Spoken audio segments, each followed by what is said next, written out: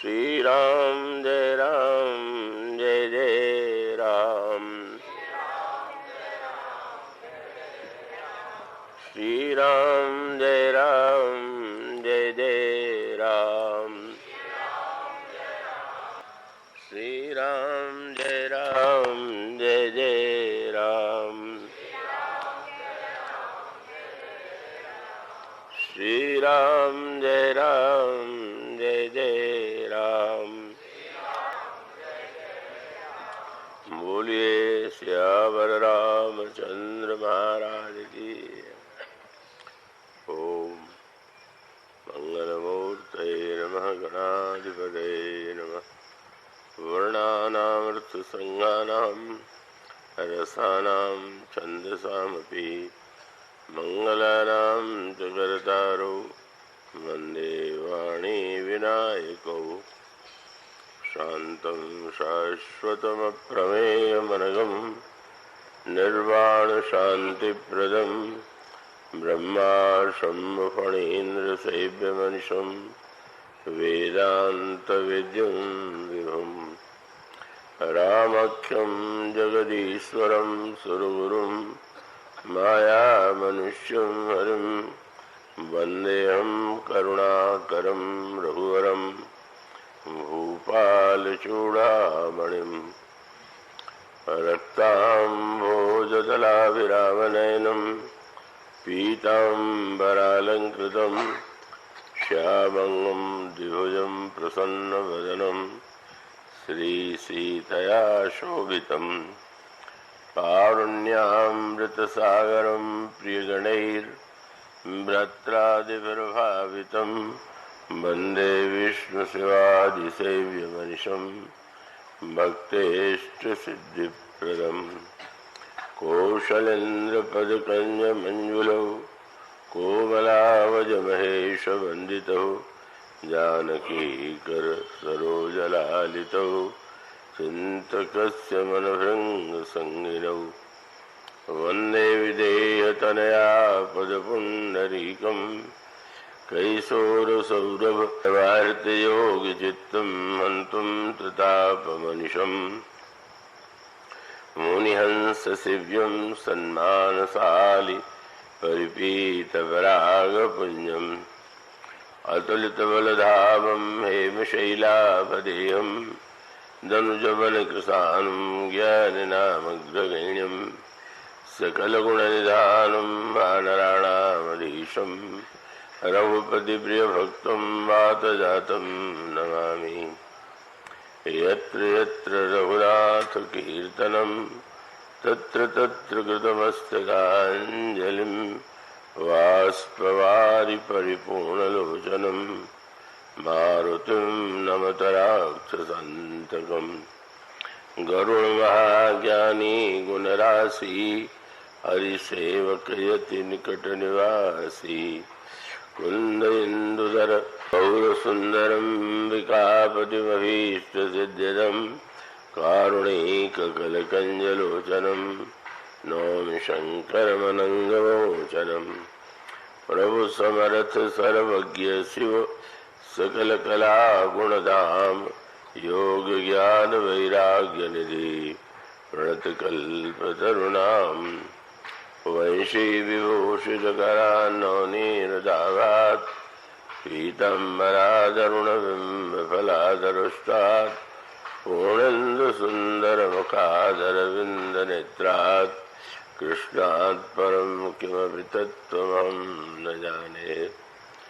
वैदेही सहिते सुरद्रुमतले हेमैर्महामण्डपे रत्ने पुष्पकमासने मणिमये वीरासने संस्थितम् अग्रे वाचयति प्रभञ्जनसुते तत्त्वं मुनीन्द्रैः परं व्याख्यातं भरतादिभिः परिवृतं रामं भजे श्यामलं। श्रीगुरुचरणसरोजरज निजमनमुकुर सुधारि वरणो रघुवर विमल यशो जोदायक फलचारि श्यावर रामचंद्र की जय। सुंदर सुजान कृपा निदान, अनाथ पर कर प्रीति जो, सो एक राम अकाम हित, निर्वाण प्रद समान को। जाकी कृपा लवलेश ते मति मंद तुलसीदास हूँ, आयो परम विश्राम राम, समान प्रभु नाही कहूँ। मोह सम दीन न दीन हित, तुम समान रघुवीर, अस विचारि रघुवंशमणि, हरहु विषम भववीर। अमीनारि प्यारि जिमिलो भी प्रिय जिमि धाम, तिमि रघुनाथ निरंतर, प्रिय लागो मोहि राम। भगवत कथा रसिक महानुभाव भक्तिमती देवियों, तुलसी पंचशती के संदर्भ से जुड़ा हुआ यह वर्ष हम सब लोगों के लिए अत्यधिक महत्व का वर्ष है। भगवान श्री राम की कथा तो स्वयं दिव्य है ही, पर जब संत का चरित्र उसके साथ जुड़ जाता है तो वो हमारे लिए और भी अधिक प्रेरक और कल्याणकारी बन जाता है। इसका तात्पर्य है कि गोस्वामी जी उस युग के व्यक्ति हैं जिस युग के हम सब हैं। तो स्वाभाविक है सतयुग त्रेता द्वापर में जो महान भक्त हुए हैं उनकी अनुभूतियों से भी अधिक प्रेरणा हमें तब प्राप्त होती है जब हम ऐसा अनुभव करते हैं कि इस युग में भी ऐसे संत हुए तो अन्य युगों में प्रभु के जो महानतम भक्त हुए उनकी साक्ष्य की अपेक्षा भी उस युग के भक्त का हम लोगों के लिए अधिक महत्व है जो हम लोगों के युग में उत्पन्न हुआ और जीवन की समस्त विभीषिकाओं का, कष्टों का, समस्याओं का उन्होंने अनुभव किया। और वे जब आग्रह पूर्वक यह बताते हैं कि अगर कोई श्री भरत का नाम, श्री लक्ष्मण का नाम, हनुमान जी का नाम ले तो लगता है भाई वो तो त्रेता युग के भगवान के दिव्य अभिन्न पार्षद हैं, अन्य हैं, हम उनसे भला कैसे तुलना कर सकते हैं। तो आप जो नित्य छंद सुनते हैं उसमें गोस्वामी जी स्मरण दिलाते हैं कि जाकी कृपा लवलेश ते मति मंद तुलसीदास हूँ, पायो परम विश्राम, राम समान प्रभु नहीं कहूँ। वे कहते हैं कि जिन भगवान की कृपा के कण से यह मतिमंद तुलसीदास भी परम विश्राम प्राप्त कर सका, मैं यही कह सकता हूँ कि श्री राम के समान और कोई दूसरा प्रभु नहीं। तो तुलसी के राम मानो हमारे अधिक निकट है। उन्होंने श्री राम को गोस्वामी जी ने जिस रूप में देखा और जिस गुण से उन्हें सबसे अधिक बल और आश्वासन मिला वह गुण है भगवान राम का शील और स्वभाव। और इसीलिए वे कहते हैं बार बार श्री राम के शील का, भगवान राम के स्वभाव का वर्णन करते हुए यह वाक्य वे बड़े आश्चर्य भरे स्वर में गुनगुनाते हुए दिखाई देते हैं। वे कहते हैं कि तुलसी राम स्वभाव शील लखी, जौन भगति उड़ाई, तो तिह जाय जाय जननी जन, तन तरुणता गवाई। श्री राम का स्वभाव और शील ऐसा है कि उसे जान करके कौन ऐसा व्यक्ति होगा जिसके हृदय उनके प्रति भक्ति भावना का उदय न हो। इस संदर्भ में कल प्रसंग आपके सामने जो चल रहा था, आइए उस पर दृष्टि डालें। धर्मरथ के प्रसंग में सत्य और शील को प्रभु ने ध्वजा और पताका के रूप में बताया, पर ये अयोध्या कांड के प्रारंभिक भाग की सारी समस्याओं का मूल उद्गम सत्य के नाम पर हुआ, क्योंकि सत्य वस्तुतः सत्य है कि व्यक्ति का अभिमान है, कि व्यक्ति के अंतःकरण का एक दोष दर्शन वाला स्वभाव है। तो सत्य के नाम पर इतनी वस्तुएं प्रचलित हैं कि वो पहचानना बड़ा कठिन हो जाता है कि वस्तुतः सत्य है क्या। और इसका अभिप्राय जब बाजार में नकली सिक्के और नकली नोट बहुत संख्या में चलने लगे तो फिर कैसे पहचाने कि ये वास्तविक है कि अवास्तविक। तो ये जो सत्य है उसके साथ यही समस्या है। सत्य की दुहाई देने वाले, अपने को सत्यवादी बताने वाले अनेक व्यक्ति आपको मिलेंगे,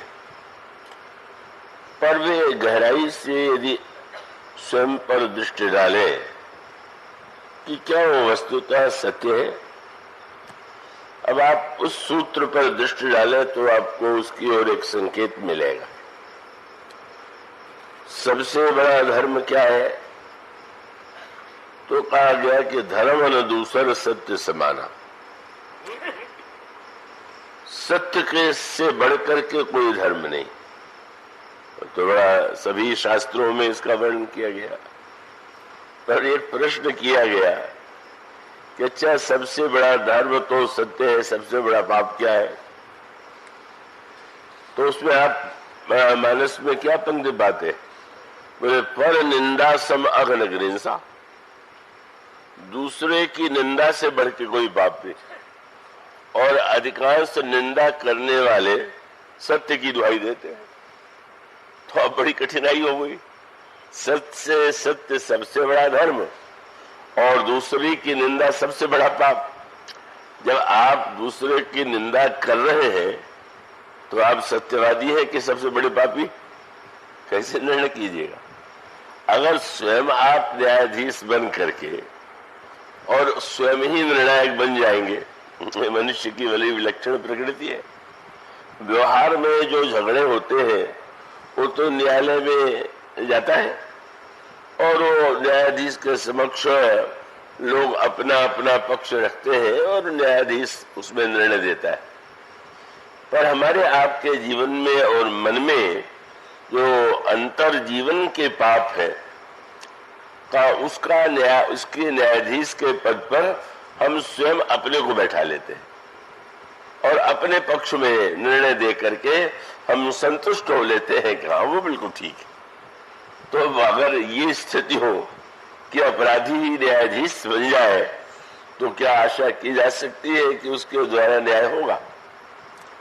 पाप की बात जाने दीजिए, हमारे प्रभु श्री रामभद्र का वहां तो पाप का संस्पर्श भी नहीं है, लेकिन प्रभु के अंतर मन में जब जनक नंदिनी का सौंदर्य देख करके राग का उदय हुआ, क्षोभ का उदय हुआ, तो गोस्वामी जी कहते हैं कि सिय शोभा ये वर्ण प्रभु आपन दशा विचारी बोले सुचि मन अनुज सन बचन समय अनुहारी।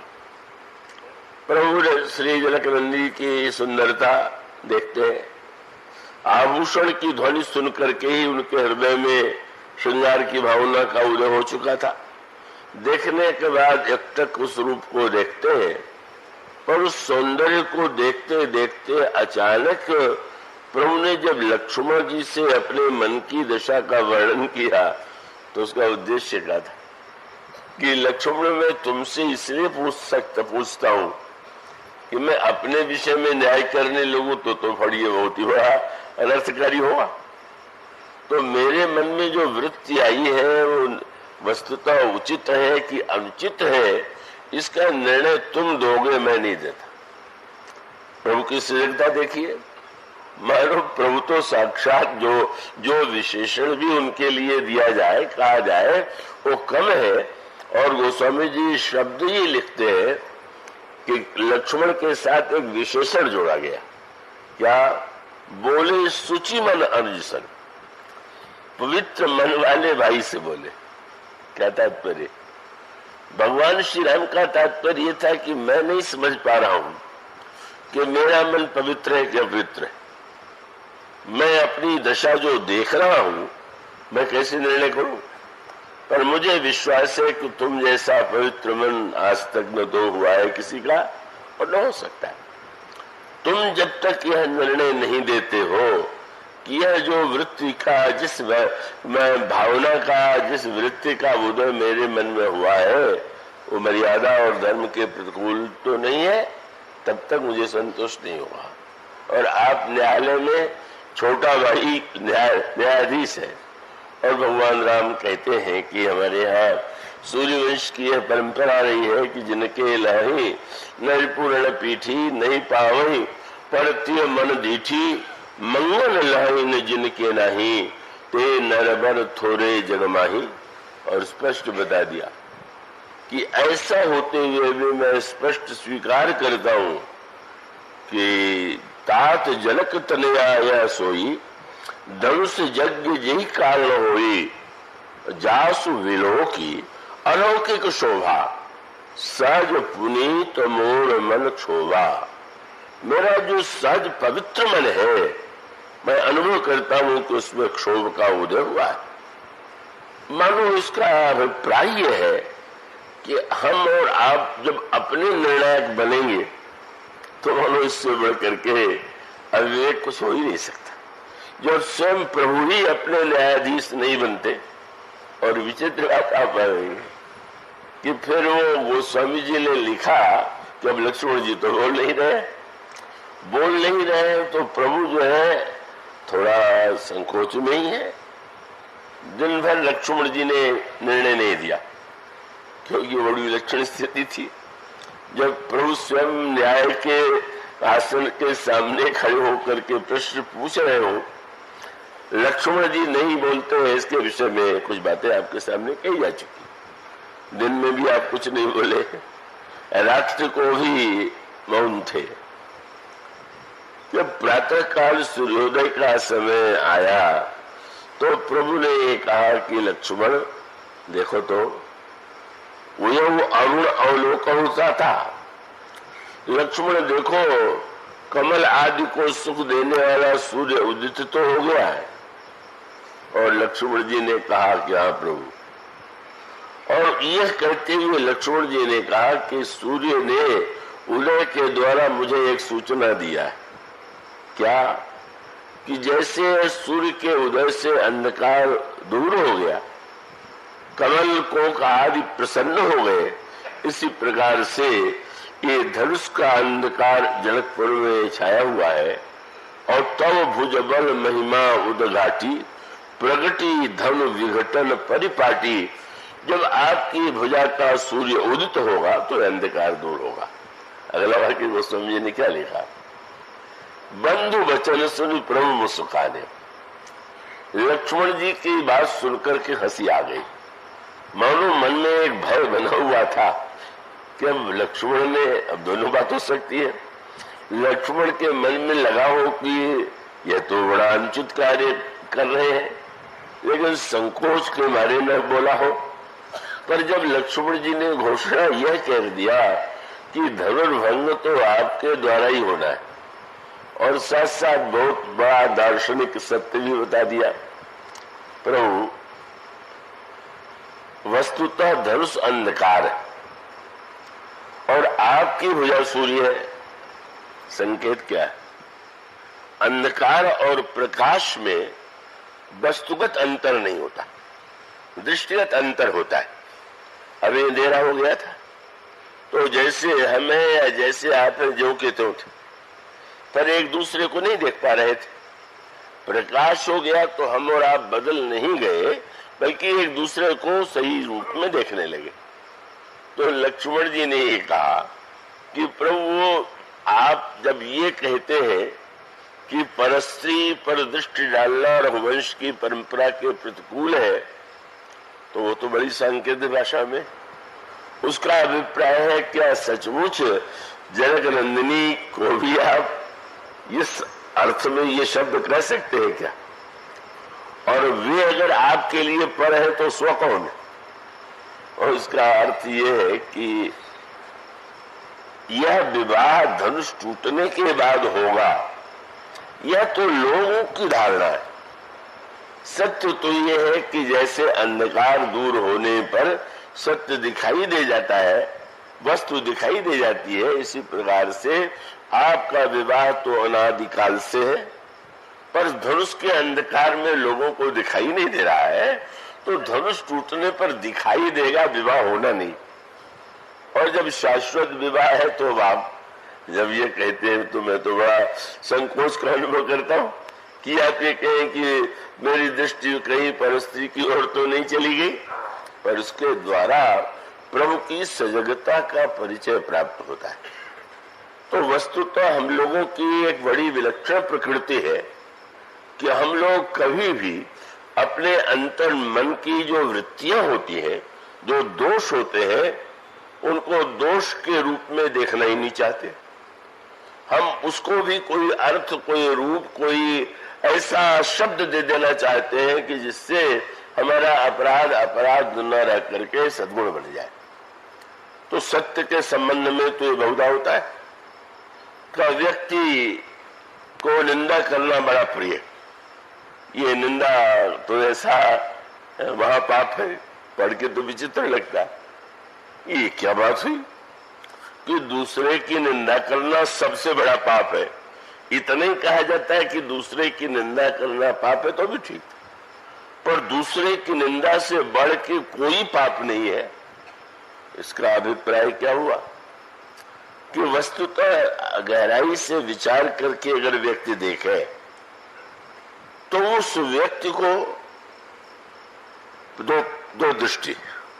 एक तो है कि जिस बात के लिए आप दूसरे की निंदा कर रहे हैं, आप में स्वयं है कि नहीं, अपनी ओर देखने का तो अवकाश ही नहीं है। एक कटुभाषी व्यक्ति भी दूसरे के द्वारा कटु शब्द सुन करके क्षुब्ध होता है। उसका अर्थ है कटु बोलने का विशेषाधिकार अपना मानता है, पर दूसरों से आशा वो मधुर भाषा की करता है। उसके सबसे बड़े दृष्टांत है परशुराम जी महाराज। लक्ष्मण जी पर सबसे अधिक क्रुद्ध क्यों है? उन्होंने कहा कटुवादी बालक वध योग, ये लड़का कड़वा बोलता है इसलिए वध के योग्य। तो परशुराम जी शायद बड़े मधुर भाषी रहे होंगे। अगर उनको लक्ष्मण का कड़वा बोलना बुरा लग रहा है तो बहुत मधुर बोलते होंगे। तो मधुरता का तो श्री गणेश यहीं से हुआ था कि जनक से प्रश्न करते हैं, कऊ जड़ जनक धनुष के तोरा, अरे मूर्ख जनक। यही मधुरता का सबसे श्रेष्ठ विशेषण है जो जनक के लिए दिया जा रहा है।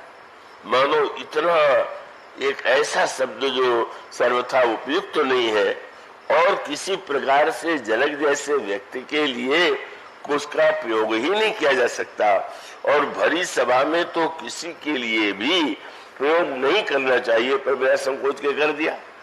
लेकिन जब इस वाक्य को सुन करके प्रभु ने अपनी मृदु भाषा का प्रयोग किया, जैसा उनका शील स्वभाव है, प्रभु ने देख लिया कि अब जनक तो बड़े भयभीत है, क्योंकि श्री राम परशुराम जी के ठीक सामने खड़े और वे कहते हैं कि जिसने धनुष तोड़ा होगा मैं उसका सिर काट दूंगा। इस वाक्य को सुनकर के तो जितने दुष्ट राजा थे बड़े प्रसन्न हो गए। धनुष न टूटने पर उन्हें बड़ा कष्ट हुआ था और उन्होंने अपने अपने देवताओं को उलाना दिया, इतनी पूजा की, इतना पाठ किया, इतना भोग लगाया, आपने धनुष तक नहीं तोड़वाया। और बाद में जब श्री राम से टूट गया तब दोहरा कि हमसे तो तोड़वाया नहीं, अब तोड़वाने के लिए ही बचे हुए थे। कितनी छोटी अवस्था, और उससे तोड़वा दिया आपने। लेकिन परशुराम जी ने जो ही ये कहा कि धनुष तोड़ने वाले का सिर मैं काटूंगा, मैंने प्रसन्न होकर के फिर से अपने अपने इष्टदेवों को प्रणाम किया। बड़ा अच्छा किया नहीं तोड़वाया, नहीं तो न जाने क्या हो जाता। और उसके बाद जब भगवान राम बोले तो उनका शील नाथ संबोधन देखिए, नाथ शंभु धनु भंजनिहारा हो यह कौवे का दास तुम्हारा। भगवान अगर सत्यवासी होते जैसे हम लोग हैं तो भगवान राम कह सकते थे मैंने थोड़ा जो करना हो कर लीजिए, ये तो नित्य ही हम लोग बोलते हैं। लेकिन वो कहते क्या है, नाथ शंभु धनु भंजनिहारा हुई है कोई एक दास तुम्हारा। महाराज शंकर जी का धनुष तोड़ने वाला तो आपका कोई एक दास होगा। और फिर आगे कहते हैं आय सुखाह कही किन मोही, आप आज्ञा दीजिए। परशुराम जी शील की भाषा समझने के अभ्यस्त ही नहीं थे, या तो भय की भाषा सुनने के अभ्यस्त थे या कोई भाषा बोलने के अभ्यस्त थे। तो श्री राम जब ये कहते हैं तो उनको ये तो कल्पना होती नहीं कि धनुष से राजकुमार ने तोड़ा है, क्योंकि देख करके और शांत भाव देख करके उनको ये लगा कि धनुष तोड़ने वाले को बचाने के लिए ये राजकुमार इस तरह से मीठी बात कर रहा है। और इसलिए उन्होंने कहा कि राम आश्चर्य होता है, तुम कह रहे हो कि मेरा कोई दास होगा, यही सेवक की नई परिभाषा है क्या?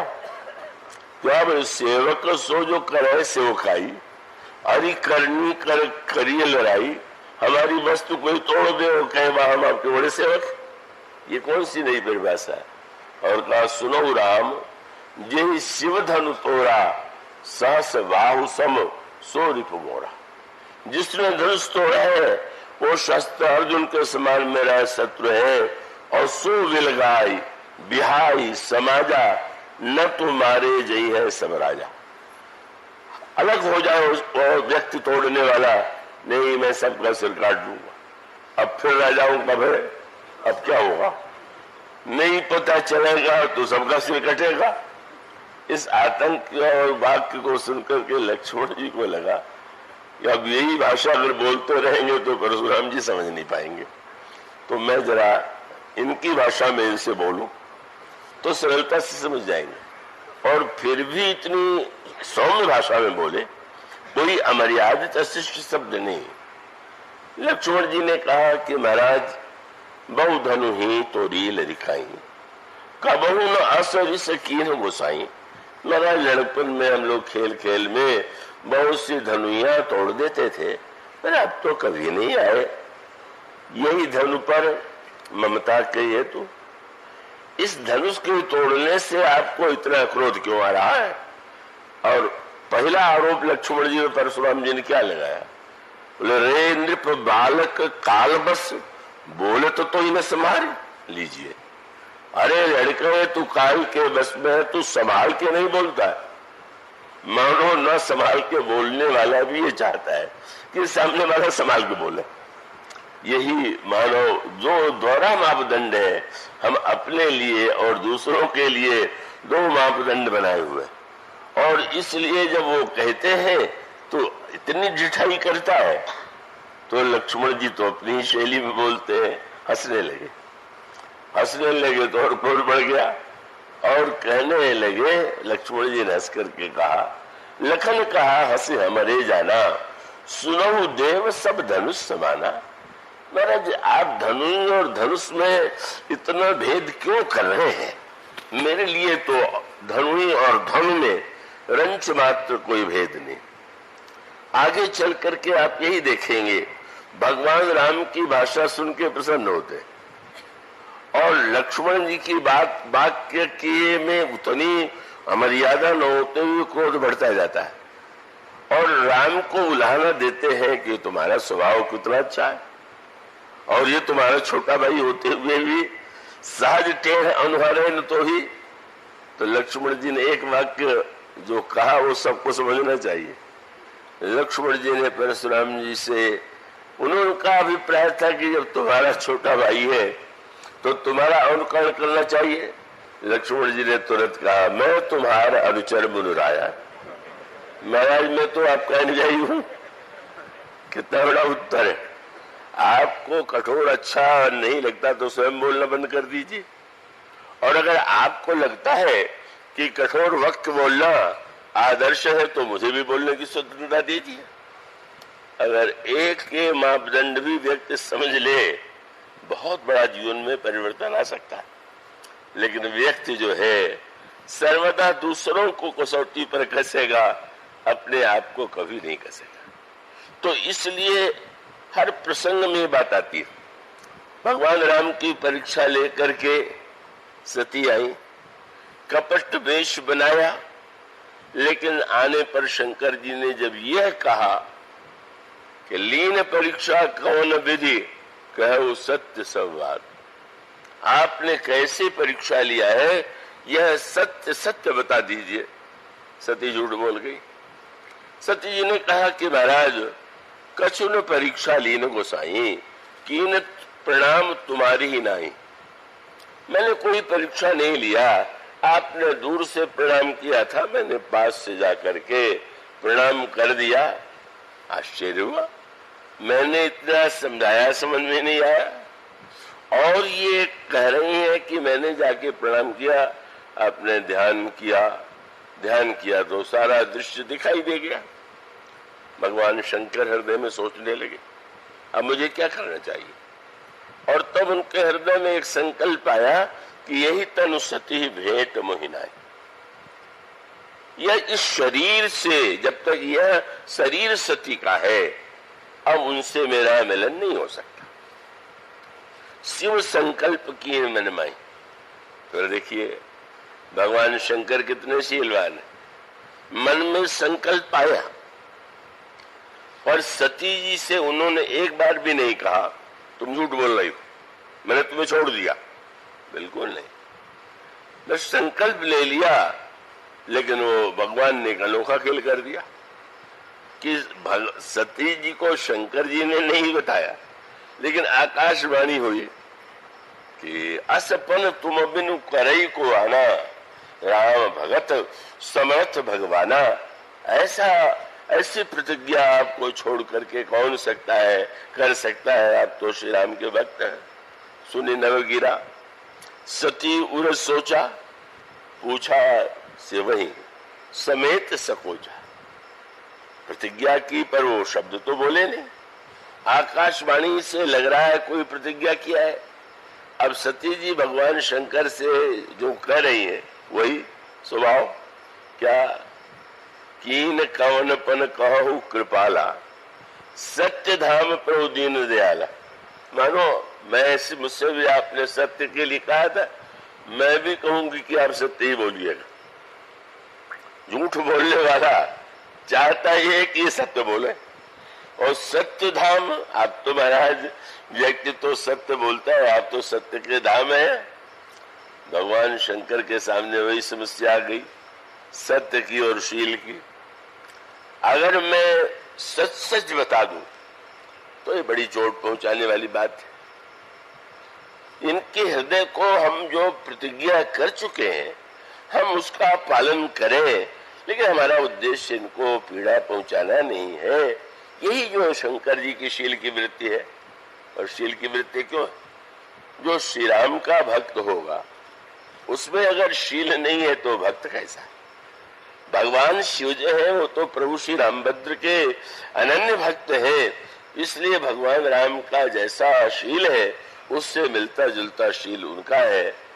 मानो सती जी ने कहा, लेकिन यद्यपि सती पूछा बहु भांति, तदपि न कहे त्रिपुर आराधी। बार बार घुमा फिरा के पूछती है, बताइए तो आपने ऐसी क्या प्रतिक्रिया किया? पर भगवान शिव नहीं बताते। न बताना उनके शील का परिचय है। प्रतिज्ञा सत्य को उन्होंने अपने हृदय में रखा, पर सत्य के नाम पर वाणी के द्वारा कष्ट पहुंचाने का उन्होंने कोई कार्य नहीं किया। ये शिव का सेवत्व है, ये उनका शील है। और इतना अधिक उदार हृदय कैसा शील है। गोस्वामी जी कहते हैं कि भगवान सती जी समझ गए कि वो मैंने जो असत्य भाषण किया, अवश्य भगवान शिव ने मेरा परित्याग कर दिया, पर बताते नहीं है हृदय में बड़ी पीड़ा। सती जी भगवान शंकर के साथ जा रहे हैं।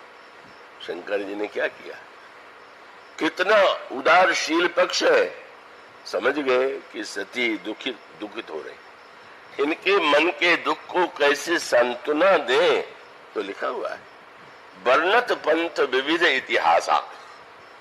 पार्वती सती से भगवान शंकर कहते हैं, चलिए मार्ग कटने के लिए मैं पुरानी गाथाएं आपको सुना रहा हूं। विश्वनाथ पहुंचे कैलासा। कितना ध्यान है कि भले ही मेरी प्रतिज्ञा के लिए इनका त्याग करना पड़ा हो, लेकिन इन्हें कष्ट देना मेरे लिए उचित नहीं है। शंकर जी कैलाश पहुंच गए। अब सती जी तो पीछे। महाराज कुछ तो बताइए, क्या हुआ, क्यों हुआ। और शंकर जी ने तो सोचा अब क्या करें, अब पूछती रहे और मैं न बोलूं तो भी एक गोस्वामी कहता हूं पुण्य शंभु समुझपन आपन बैठे बटतर करी कमलासन। और शंकर सहज समाधि समारा लाग समाधि अखंड अपारा। भगवान शंकर ध्यान में और समाधि में चले गए। किसी को आप ध्यान में बैठा देखेंगे तो अपने आप सोचेंगे कि अच्छा जब ध्यान से उठे तब हम उनसे कुछ पूछें।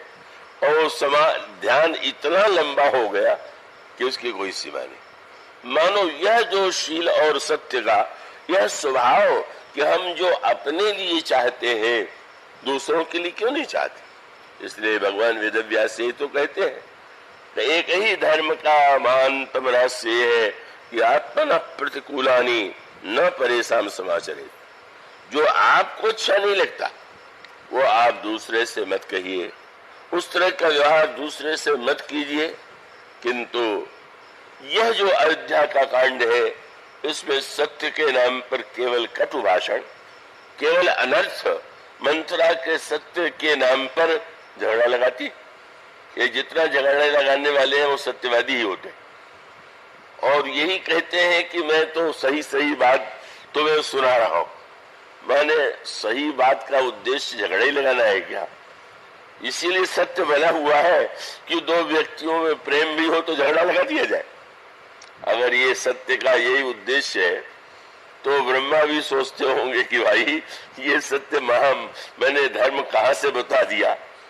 जब मंथरा सत्य के नाम पर संघर्ष करे, जब सत्य के नाम पर कैकेयी श्री राम को वन जाने का आदेश दे, सत्य के नाम पर वो श्री लक्ष्मण और सीता का निष्कासन करें, वे एक बार भी तो नहीं कहती हैं कि अच्छा राम को जाने के लिए मैंने कहा है।